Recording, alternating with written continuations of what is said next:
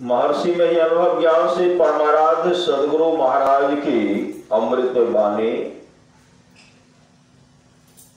जब सच्चे सदगुरु जीव को अप्रोक्ष ज्ञान कराते हैं और बताए मुताबिक योग करने पर प्रत्यक्ष ज्ञान होता है। जब सच्चे सदगुरु जीव को अप्रोक्ष ज्ञान कराते हैं और बताए मुताबिक योग करने पर प्रत्यक्ष ज्ञान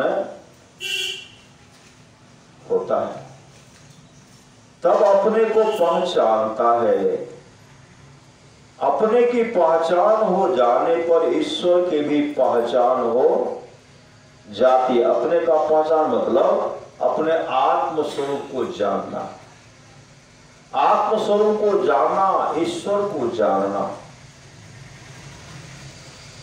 अंतःकरण की पवित्रता में यह गुण है कि धनी नहीं होने पर भी, विद्वान नहीं होने पर भी लोग उनकी प्रतिष्ठा करते हैं। अंतःकरण की शुद्धि वाले को संसार और परलोक दोनों में सुख होता है। राजा रंक कोई हो, बड़ा वही है जो सुमरन करता है। धन में बड़ा हो, प्रतिष्ठा में बड़ा हो, जाति में बड़ा हो, किंतु सुमरन नहीं करता है तो परमार्थिक दृष्टि से वह बड़ा नहीं है। आप लोगों को यह मनुष्य शरीर बहुत उत्तम शरीर मिला है। इसे पाकर आप सांप, बिच्छू, जानवर भी बन सकते हैं। आप कर्म करेंगे, पाप कर्म करेंगे, अधर्म कर्म करेंगे तो फिर सांप, बिच्छू, जानवर बनेंगे। और सदाचार का पालन करेंगे, भगवत भजन करेंगे तो देवता तुल्य हो जाएंगे। देवता तुल्य हो जाएंगे। कोई पुरुष चाहे कि मैं जैसे तैसे रहूं, पत्नी पतिव्रता हो, यह संभव नहीं। पुरुष श्री राम की तरह एक पत्नी व्रती और स्त्रियां सावित्री की तरह पतिव्रता हो तो आपकी संतान बड़ी अच्छी होगी, देश का कल्याण होगा। यदि कोई ऊपर उठाने वाला ध्यान है तो वह बिंदु ध्यान और नाद ध्यान है। जो गुरु बिंदु और नाद ध्यान की जानकारी नहीं रखते तो समझना चाहिए कि वो गुरु नहीं।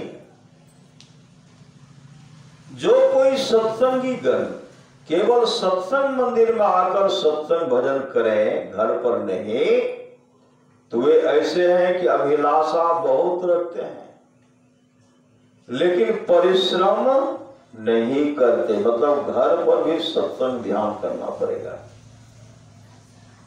जो गुरु की सेवा करेगा वह सनात हो जाएगा। न तो उसे खाने पीने, पहनने और ओढ़ने की कमी रहेगी और न परमार्थ से वह हीन रहेगा।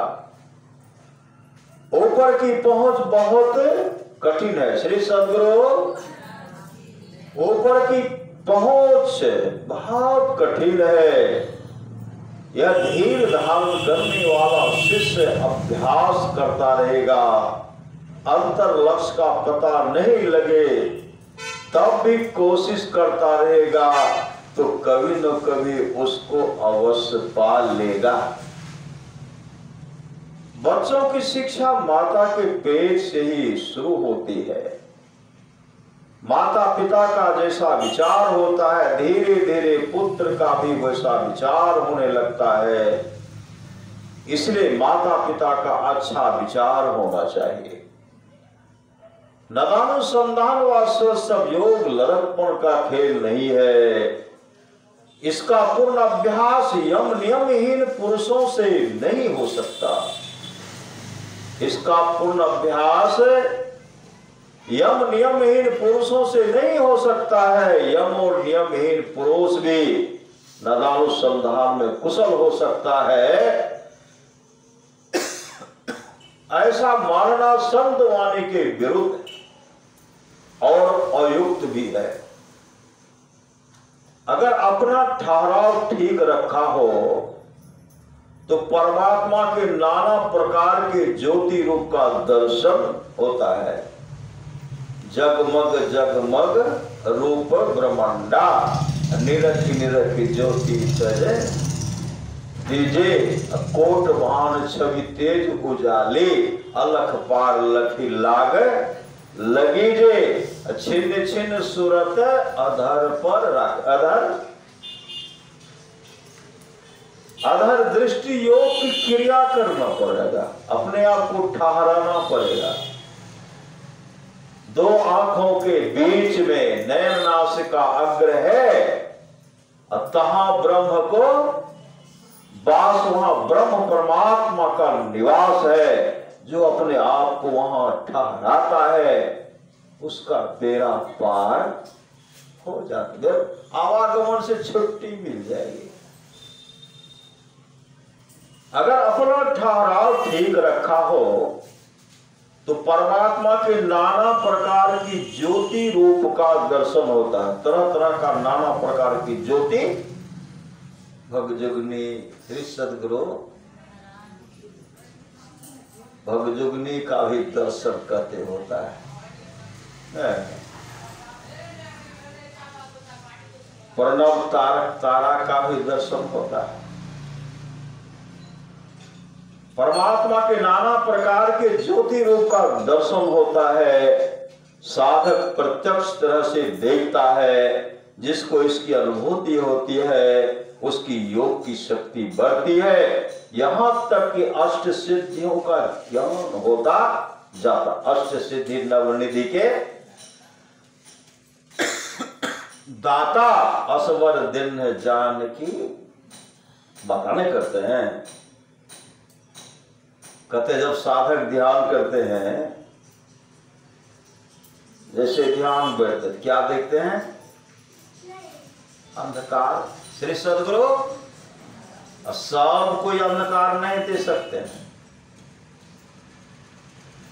ध्यान में बैठे होने लगता है गप। श्री सदगुरु ध्यान में बैठ गए, होता क्या है? अपने आप में गप। आप गप नहीं कीजिएगा, पहले का गप आ जाएगा।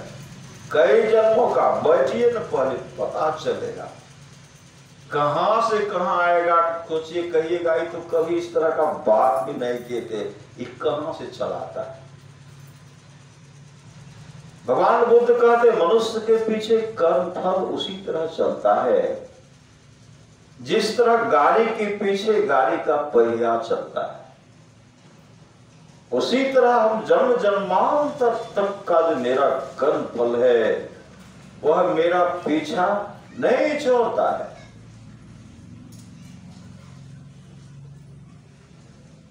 यदि सहल समम पापम विस्तृणन बहुयोजनम विदते ध्यान योगेन नान्यो भेद कदाचन। यदि पहाड़ के समान फैला हुआ पाप हो वह ध्यान योग से नष्ट हो जाता है। कई जन्मों का संस्कार पीछे पीछे वह तब तक चलते रहता है जब तक कि उसको ध्यान योग के द्वारा उसको नष्ट नहीं कर देंगे, जला करके राख नहीं कर देंगे। भगवान शिव जब ध्यान बैठे थे, समाधि में बैठे थे, कामदेव क्या करते थे? उछल कूद करते नहीं करते थे, तरह तरह का आरोप बना करते। भगवान शिव को ध्यान से विचलित करना चाहते थे। श्री सदगुरु विचलित करते थे, लेकिन ऐसा हुआ जैसे दृष्टि खुली, आंख खोले, कामदेव भई तब छाड़ा। कामदेव चल करके राख हो गया। उसी तरह जब हम लोगों की दृष्टि खुलेगी, जन्म जन्मांतर तक का जो पाप है, पाप जल करके राख हो जाएगा। जल कर क्या होगा? राख हो जाएगा। इसके लिए सत्संग ध्यान की बड़ी आवश्यकता। ध्यान सुन रहे थे, राम मही सुमेरिये गाइए रामायण। मानस जप में जो मंत्र दिया उस मंत्र को जपना पड़ेगा। बहुत आदमी को भ्रम भी हो जाता है, भगवान राम को नहीं, भगवान राम का नहीं बताते हैं, भगवान कृष्ण का, शिव का नहीं बताते हैं।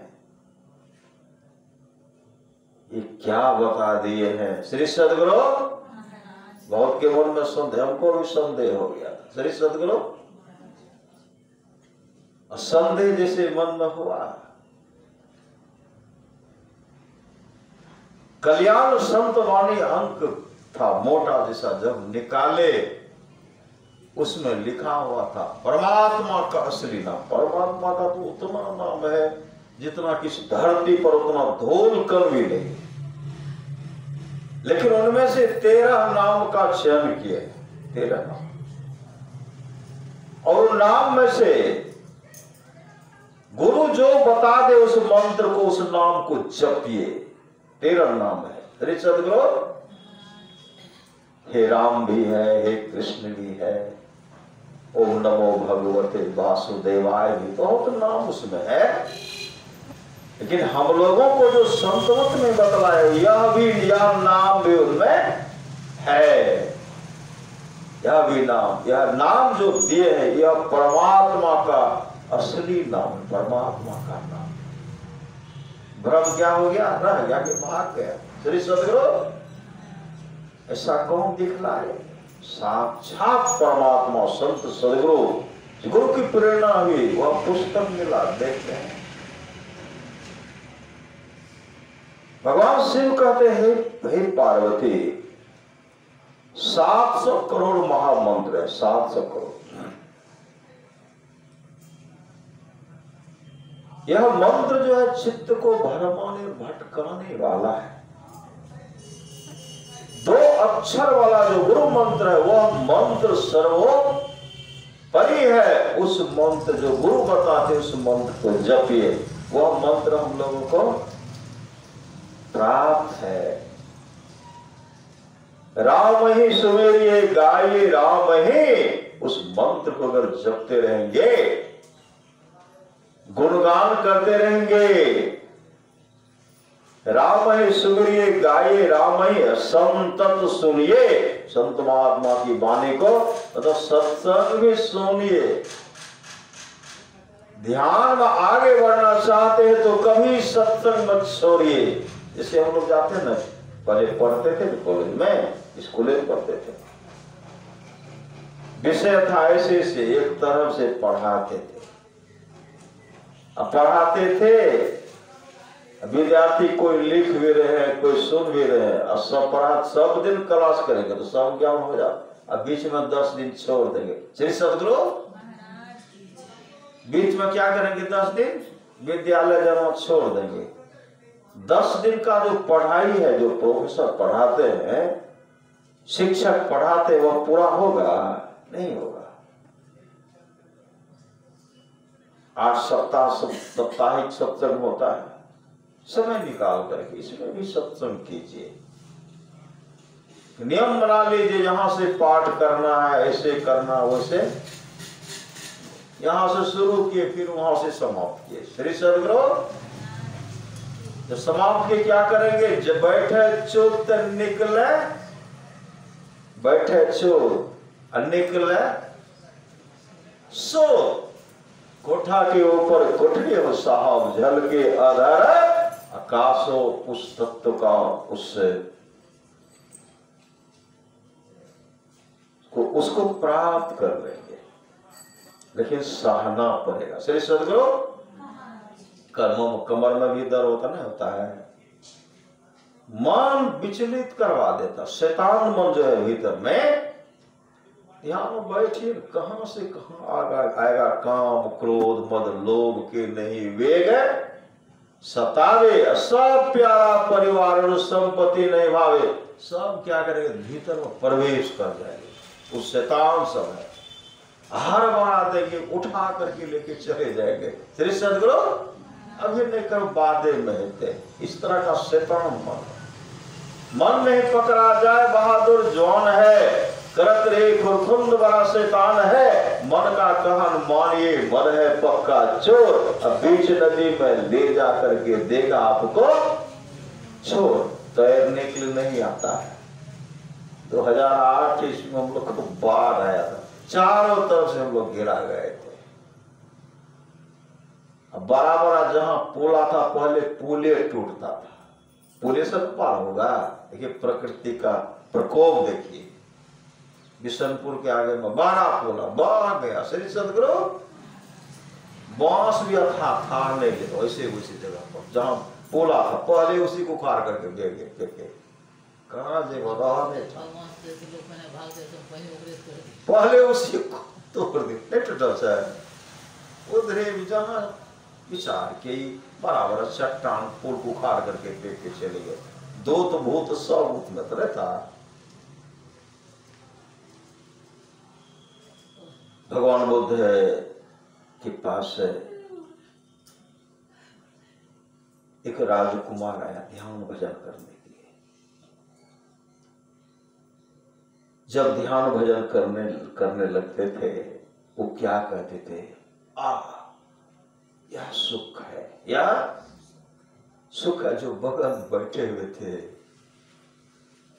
यह सुख है, यह सुख है, ये चीज में कहते रहते।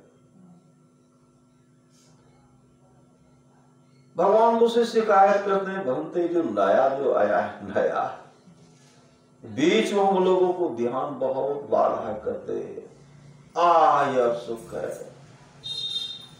ये लगता है राजमहल को छोड़ करके, परिवार को छोड़ करके आया, वो उसी जगह उसका ध्यान चला जाता है।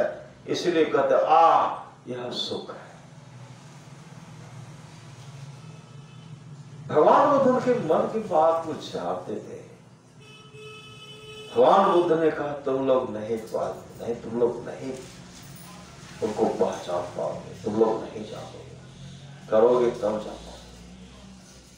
भगवान बुद्ध उनसे कुछ प्रश्न पूछते सब, अरे भगवान बुद्ध तो बैठे बैठे तमाम उनकी कहां तक चढ़ाई हुई है सब जानते हैं। भगवान बुद्ध उनके बारे में जो बताए सब अपने सिर को झुका दिए। श्री सदगुरु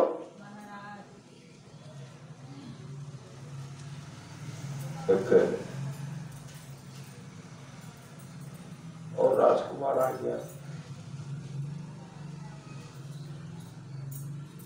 श्री सदगुरु आए, जैसे आए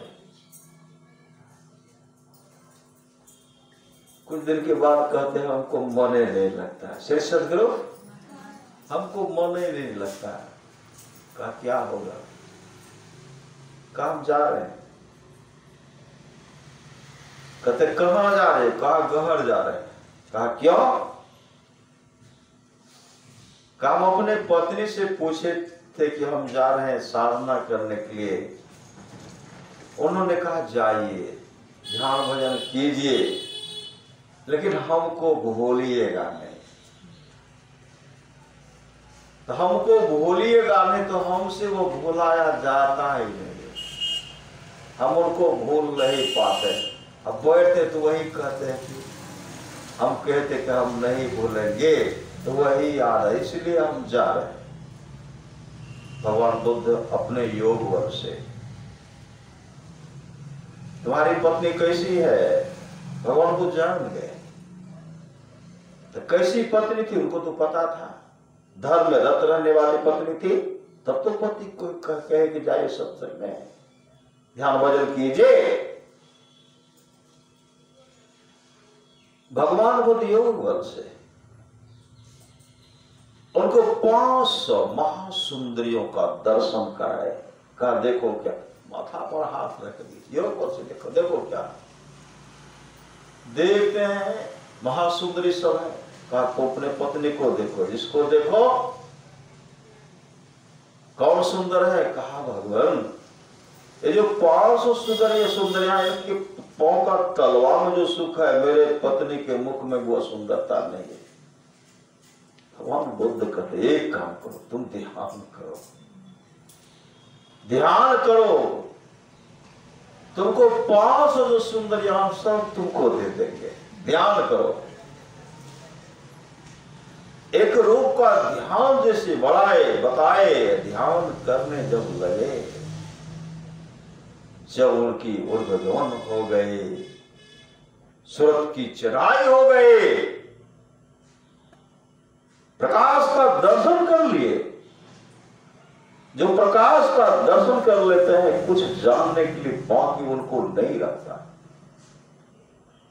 उस प्रकाश में शब्द भी होता है, जो शब्द की वो मीठी सुरीली आवाज को पकड़ लेते हैं, उस शब्द के द्वारा मोक्ष धाम को चले जाते हैं। जब जान गए, समय पर इतने दिन तक करो, हम तुमको 500 सुंदरियां दे देंगे। समय हुआ, उसी बीच में तो गुरु की कृपा, सूरत का ऊर्ध्वगमन हो गया। उनको बुलाए, कई काम करो, तुमको तो हम कहे थे इतने दिन करने के लिए, कुछ अधिक हो गया। एक काम करो, मांगो, क्या देख रहे हो? कहा 500 सुंदरियां को भी देख रहा हूं। कहा ले लो 500 सुंदरियां। अब कुछ नहीं लूंगा, आगे जो सुख है इधर तो कुछ नहीं है, आगे जो सुख है इधर कुछ भी नहीं है। वो मोक्ष को प्राप्त करें। मोक्ष का मतलब होता है दुख का अंत हो जाना। ऐसे बताने वाले, ऐसे ज्ञान देने वाले कौन थे? जब हमारे सामर्थ्यवान सदगुरु संत महर्षि में ही परमहंस जी महाराज भगवान बुद्ध के रूप में थे, उस समय जीवों को चिताए, अपने भक्तों का उद्धार किए। लेकिन पहले सहना पड़ेगा। सहना है, सहना। घर में हुआ खटपट, चला बाबाजी मठ पर पड़ा काम तो रमते राम में पड़ा पक्का, टुक्का टुक्की। चलो सबसे अच्छा गृहस्थी पक्का। परमाराज सदगुरु महाराज ने कहा, गारहस्थ जीवन पर मेरा यह सत्संग चलता है। जो श्रद्धा प्रेम मां बहन को है, वह श्रद्धा प्रेम सन्यासी को नहीं है। सही सदगुरु, सन्यासी को नहीं है। गुरु के प्रति समर्पित है, सब काम को छोड़ करके। कहा सूरत राखो जहां कृपा निधान। परमारास मान ने कहा, जो परिवार के साथ रह करके भक्ति करता है वह सौधन्य मर्द है। जो घर द्वार छोड़ करके सन्यासी वेश में है वह अठन्नी मर्द है। सन्यासी का मन उतावला नहीं हो जा, हमसे बड़ अभी भी है कि कहते हैं हमारा सब श्री सदगुरु कलेज का सत्संग करे थे। श्री सदगुरु एक जगह सत्संग करे थे, ध्यान से का कार्यक्रम था। एक लालधारी बाबा है, इधर सब हम लोग उजले में थे। कहते इन्हीं बाबा को पहले दीजिए, उम्र में अधिक था। उनके बाद आगे माइक जल गया, क्या कहते हैं, भेष को भी नहीं देखते हैं। हम उम्र में भी बड़े हैं, भेष हमारा ये है वो है। आप लोग को समझदारी नहीं है, समझदारी नहीं है। अब पूरा दे रहे, अब हुआ किनको देंगे? करे हम ही को दे दीजिए। श्री सदगुरु रैन में क्या, भोज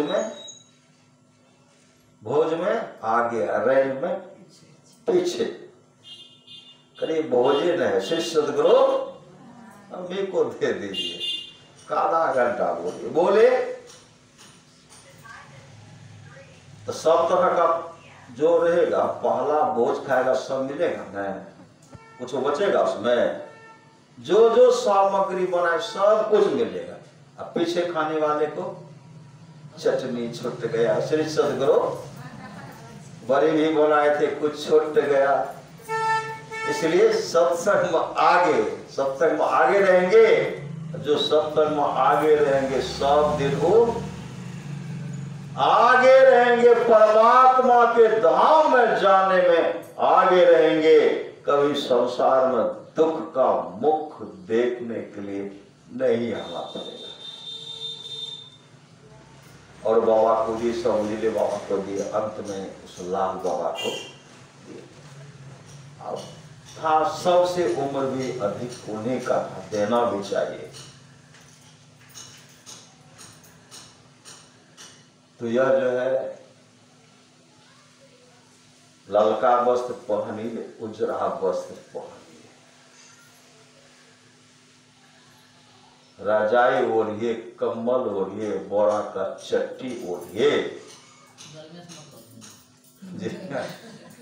सही सदगुरु,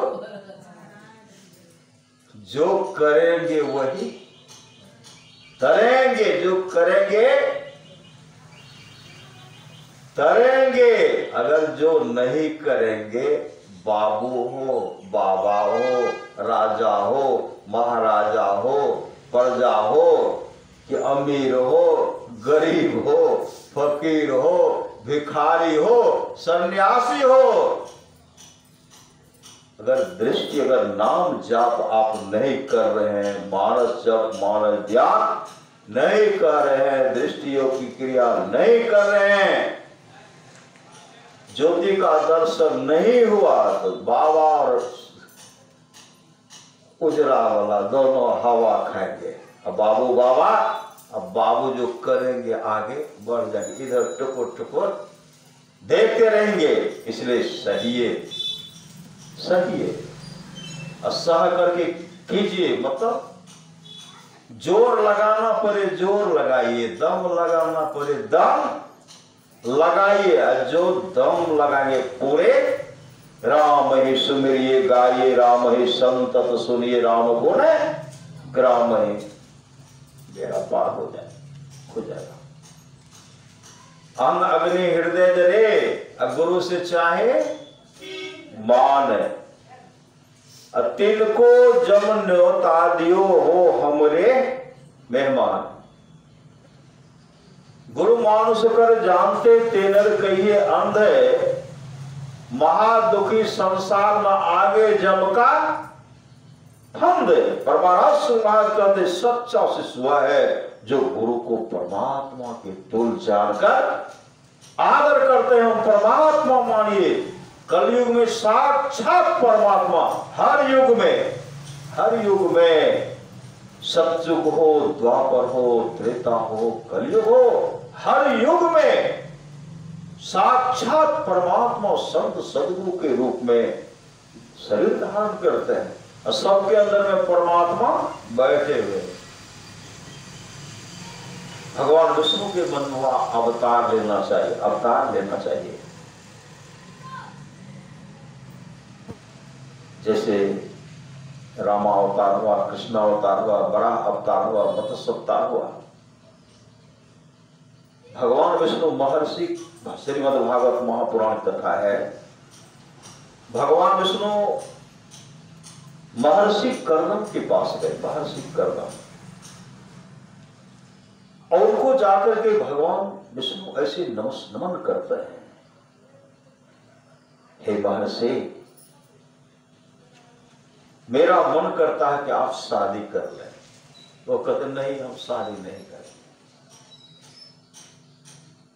इतने महान पहुंचे हुए संत सदगुरु थे, हम शादी नहीं करेंगे। तो भगवान विष्णु का देखिए, आपके लिए कहां शादी होगी उसका हम चयन कर ले। बहुत समझिए, पतिव्रता होगी, धर्मनिष्ठा मां होगी, धर्मनिष्ठा। और मेरा मन करता है कि आप अगर उनसे शादी कर लेते हैं, अगर आप उनसे शादी कर लेते हैं तो हमको बहुत बड़ा सौभाग्य होगा कि हम उन मां के कोख से हम जन्म ले लेंगे। भगवान विष्णु कहते हैं आप देवहूति से शादी कीजिए, जब शादी करेंगे तो हम उस मां के कोख से जन्म लेंगे। मेरा पिता आप बनेंगे, आप मेरे पिता बनेंगे, वो मेरी मां बनेगी, और मेरी मां जो जन्म देगी सती को जन्म, सती को जन्म देगी, पतिव्रता को जन्म देगी। मैं जब जन्म लूंगा, मैं साक्षात जन्म लूंगा, मैं भी साधु वृत्ति को अपनाऊंगा, साधना करूंगा और मोक्ष का मार्ग उस रूप में तमाम को मोक्ष का मार्ग बताऊंगा। भगवान विष्णु के आग्रह करने पर महर्षि कर्दम क्या कर, देखिए पुत्र पुत्री के जन्म होने के बाद, शादी विवाह के बाद हम घर से निकल जाएंगे। कहते ठीक है आप, लेकिन आप निकल जाएंगे लेकिन मैं वहां का सब कुछ संभालूंगा। शादी किए किनसे? देवभूति, जो देखने में महासुंदरी, और उनके कोख से कौन कौन को पैदा लिए? 8 पुत्री पैदा लिए, जिनमें सती अनुसुईया भी है और 9 कन्या। 9 कन्या, एक है अंत में कपिल भगवान, कपिल 9 पुत्री, एक को एक सबके जीवन के पढ़िए, सबके पति महर्षि। और कपिल जब जन्म लिए, भगवान कपिल जब जन्म लिए, साधना रत हो गए, साधना रत। सबकी शादी हुई, कपिल ध्यान में, भगवान कपिल ध्यान में रत हैं। और उसी समय महर्षि कर्दम अपने धर्म पत्नी देवहूति से कहते, देवी अब मैं आपको पुत्र को सौंपते हुए जा रहा हूं, आप पुत्र से ज्ञान लीजिए। यहां ज्ञान ध्यान की बात है, आप पूछा कीजिए और उन्हीं से आप नाम दान भी लीजिए। श्री सद्गुरु, ज्ञान ध्यान की बात है, संत सद्गुरु से युक्ति लिए और उसी पुत्र के पास रह करके महर्षि कर्दम चले गए तपस्या करने के लिए। अब मां देवहूति पुत्र के छत्र छाया में रह करके ध्यान भजन कर रहे हैं। महर्षि कर्दम भी मां का भरपूर सेवा करते, जो भगवान विष्णु भगवान महर्षि कपिल के रूप में आए, पूरा सेवा किए। और इतना सेवा किए, श्रीमद्भागवत महापुराण को पढ़ी, इतना सेवा की। बीच बीच में मां प्रश्न पूछते थे, भगवान कपिल बताते जाते थे, और वो मां क्या कहती थी? ब्राह्मण ब्राह्मण ब्राह्मण, हे ब्राह्मण, कभी पुत्र नहीं। श्री सद्गुरु, ये हमेशा मां, ये माता जी, लेकिन मां कहती थी महर्षि, हे ऋषि। इस तरह होते होते इतना ज्ञान बताए, वह मां ज्ञान ध्यान में आगे बढ़े। पति तो चले गए तपस्या करने के लिए। जब भगवान कपिल देखे कि मां पूर्ण हो गई है, तो भगवान कपिल कहते, मां अब मैं भी चला तपस्या करने के लिए। उस समय उस मां को बहुत बड़ा दुख हुआ। एक तो पति चले गए, जंगल चले गए, जिनके आसरा जिनके सहारा हमको छोड़े थे, यह भी जा रहे हैं, ये भी जा रहे हैं। लक करके रोने लगे। भगवान महर्षि कपिल कहते, माते आप क्यों रो रहे हैं?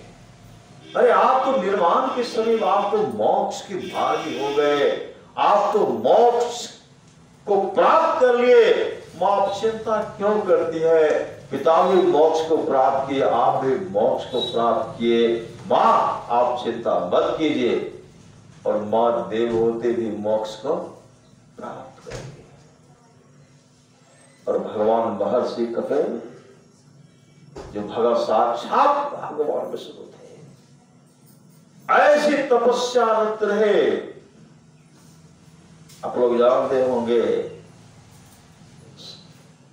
राजा सगर का 60,000 पुत्र इनके तपस्या को देख करके जो साक्षात परमात्मा थे, इंद्र को खलबलित, इंद्र भी भगवान कपिल को नहीं पहचान पाए। श्री सदगुरु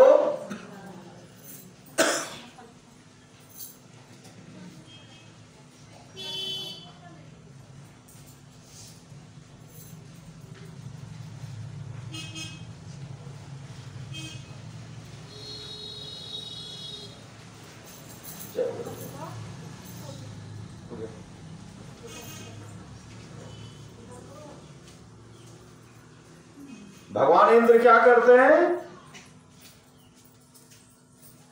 वो जो तपस्या कर रहे थे, श्री सदगुरु वो जो तपस्या करने लगे, उनको भंग करने के लिए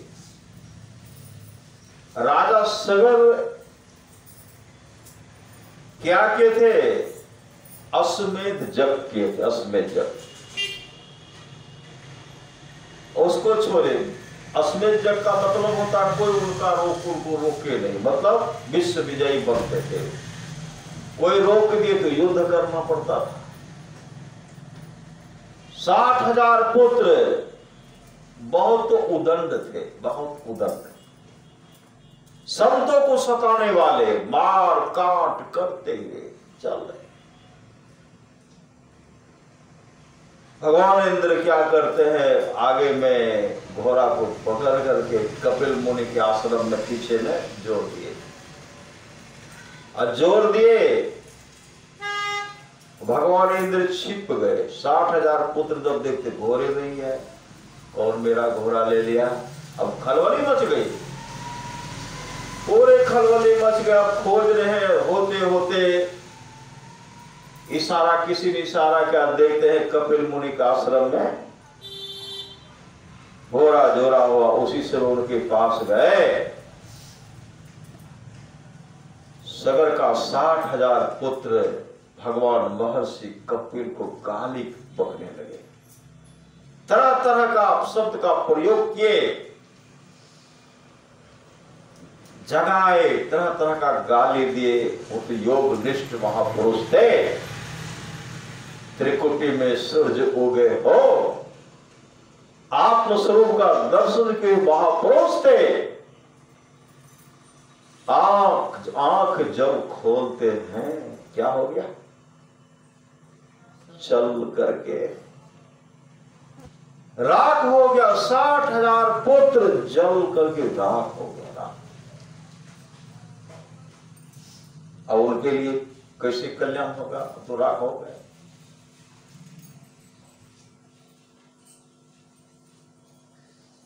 एक एक वहां से निकले तपस्या करने के लिए, दिलीप आदि आदि आए, किसी से काम नहीं बना। अंत में भगीरथ आए। भगीरथ, श्री सदगुरु भगीरथ इतने समर्पित हो गए, इतने समर्पित हो गए, भगवान को प्रसन्न कर लिए। भगवान को प्रसन्न कर लिए, तब कहते इसके लिए जब गंगा आएगी, गंगा, तब यह सब का कल्याण होगा। तपस्या की, वहां गंगा मां को प्रसन्न किए। मां गंगा वहां से भगवान विष्णु के चरण से, वहां से उनको रखेंगे कौन, संभालेंगे कौन, भगवान शिव अपने जटा में धारण किए। और जब उसमें जटा में समाये तो इधर घूरिए रहे। श्री सदगुरु घूरिए रहे हैं, वहां जो प्रार्थना करने लगे, फिर आगे बढ़ते, फिर यहां वहां, फिर आगे बढ़ते बढ़ते जहां नबी संत, जहां नबी पी गए। श्री सदगुरु पी गए तो कैसे निकाले, जंगा को से निकालते हैं। एक यहां से वहां तक बढ़ा, जैसे वहां पहुंचते हैं, जैसे वह रात था, जब उस पर गंगा की जल पड़ा, एकाएक सब उठ करके जो रात था खड़े हो गए, देव रूप में खड़े हो गए, सब चले गए, सब लोग को चले गए। सत्संगति दुर्लभ संसारा। सत्संग जो है दुर्लभ है, सत्संगति दुर्लभ संसारा, निमिष दंड भरी एको बारा। जिसको जीवन में थोड़ा भी सत्संग मिल गया, थोड़ा भी, परमारस की वाणी है, थोड़ा सा भी सत्संग करो बड़ा लाभ होता है। जितना लाभ की बहुत धन के मिलने, बहुत विद्या के परनिष्ठ होता, उतना लाभ सत्संग से होता है। नित्य नियमित ढंग से सत्संग करो और सत्संग से खाली कोई मत रहो। अभी अमृत की वर्षा हुई, अध्यात्म ग्रंथ का सार सार ज्ञान कह दिया। जिसको याद रहा उसको अमृत मिला, जिसको याद नहीं रहा उसने अमृत को खो दिया। भगवान श्री कृष्ण कहते हैं, निष्पाप उद्धव जी, कोई कितना भी अश्वमेध यज्ञ कर ले, कृष्ण चंद्रन आदि आदि व्रत कर ले, उसके द्वारा में सुलभता से प्राप्त नहीं होता। बस एक सत्संग ऐसा जरिया है जिसके द्वारा सुलभता से प्राप्त हो जाता, उस भक्त के बस में हो जाता और उस भक्त का परम कल्याण हो जाता। आज का सत्संग जो है सुलेखा देवी और रमेश बाबू अपने पुत्र दिवाकर कुमार के पतौड़ी आए थे। पतौड़ी सदगुरु शादी का साल गिरा है, कोई जन्मदिन, कोई छठी शिला, कोई मुंडन संस्कार, कोई शादी की साल गिरे पर सत्संग करवाए। परमाराज समाज से प्रार्थना है कि ऐसे मां का जो मांग है अपने पुत्र के लिए, पताओं के लिए, हे सदगुरु आप उनके मांग को पूरा करेंगे और उनका जीवन जो है सदगुरु के प्रति समर्पित, सत्संग के प्रति समर्पित, उनका जीवन हमेशा मते की रति गति भूत भलाई जब जही जतन जहां जे पाए, सो जानव सत्संग प्रभाव लोगों वेदनों अनुभव तमाम चीज से आप भरपूर करेंगे। बोलिए प्रेम से श्री सदगुरु महाराज की जय। अब होगा सोहर भजन सब, श्री सदगुरु महाराज की जय। गाओ।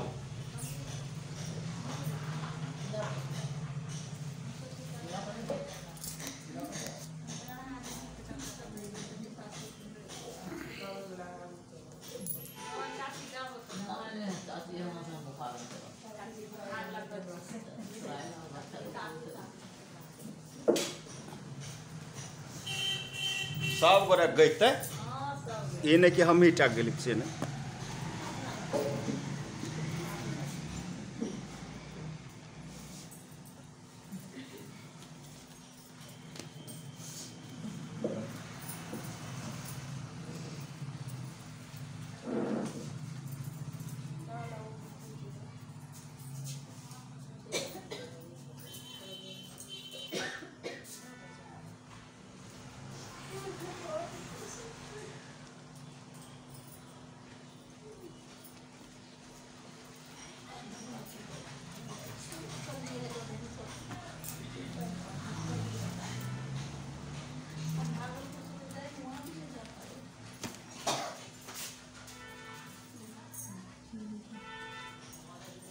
श्री सद्गुरु महाराज की जय। श्री सद्गुरु महाराज की जय। श्री सद्गुरु महाराज की जय।